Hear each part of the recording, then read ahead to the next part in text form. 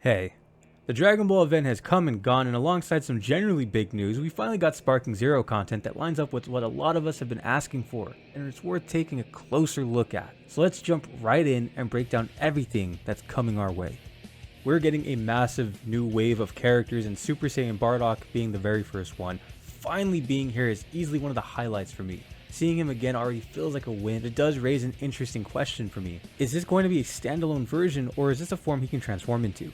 If it's the latter, that opens the door to the DBS Armor Bardock alongside his Super Saiyan state, which would be the first time we ever see that. Next up is Super 17 also joining the roster, one of the characters that I was completely baffled was skipped in the very first wave, right? And there's a detail here that really caught my attention. I can't say for sure whether we're seeing here as an intro or a fusion cutscene, but if it is a fusion sequence, that could point towards an evil GT 17 appearing separately before combining into Super 17. Or maybe they'll let us use both characters to fuse into one, which is not too far-fetched because you can choose the same character multiple times for certain characters. Also, I really want that costume. If this turns out to be his intro, I really want that costume for Android 17 to be playable. We also got Demon King Piccolo looking just as sharp as ever, alongside some really solid additions in the form of new super attacks for Blue Goku and Super Saiyan 2 Gohan. Now I really hope the super attack we're getting for Blue Goku is also applied to Blue Vegeta, but only time will tell with that one. But for Gohan, man, after sitting in the files since the game first came out, Gohan finally shows up in his orange gi, which it's a small but meaningful win for me, man. That's my very favorite look for that character.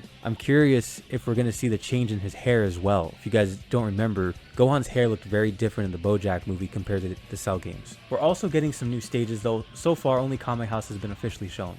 That being said though, I think there's another one hiding in plain sight. In the next segment, there's a map that looks like it's tied to survival mode, and it uses the exact same layout we've seen in the past DBZ titles. But what stood out to me is a node on the top left corner of the map, an area that's traditionally been associated with an ice continent. I'll put something on the screen to show you what I'm talking about, but if that pattern holds, there's a strong chance we're finally getting an ice stage in the game. Maybe a revival of that glacial stage that we got in Tenkaichi 3. Now this next section is packed with blink and you miss it moments. Right away we catch a glimpse of Devilman Spike's foot in a bonus battle against Goku Black. We haven't seen Spike the Devilman since Tenkaichi 3, and if you remember, he had a really fun what if battle where he took on Mecha Frieza and King Cold. Looking back at his screen grab, this tells us two things. Bonus battles are clearly getting expanded again, something we haven't seen since DLC 1, and I am ecstatic for that. But this also raises a very interesting question for me. Now Goku Black doesn't view himself as evil, and Spike's entire gimmick revolves around punishing anyone with darkness in their heart. So does this ability even work on him? You know, what Goku Black believes he's doing in his heart is for the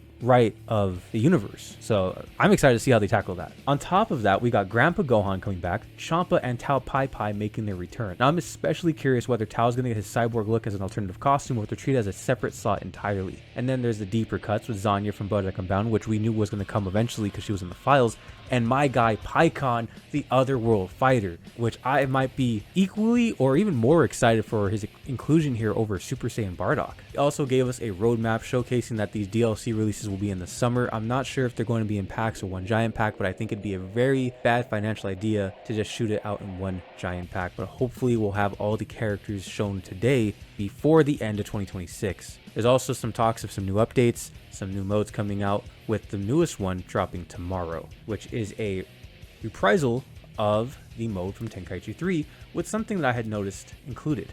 Now Mission 100 is almost a one-to-one revival of that Tenkaichi 3 mode, albeit with a few noticeable cuts. The roster still fully isn't there, and because of that, the missions tied to DLC characters have been pulled out for now. It does make me curious whether or not those will be folded back in with a future update once the DLC is fully rolled out. You know, this is a very exciting time to be a Dragon Ball fan. We got new anime coming out, we got a bunch of new game stuff coming out, and next month we will get a bunch of information on Sparking Zero, Kakarot, and Xenoverse, along with the new Age 1000 game at Battle Hour, which I need to look into to see if it's open to the public, because it's out here in LA. I could just show up to this event if it's for the public, which I would love to. Now, seeing the dev team actually take Sparking Zero's feedback from the community seriously shifts my mood on this game entirely, and it makes everything coming next feel a lot more promising. Now, for all your Sparking Zero updates, news for Kakarot, the Dragon Ball games, and an over-analysis of all of them, stick around here and let me know what you're thinking about all of this in the comment section below. Until next time, hope you have yourself a damn good one.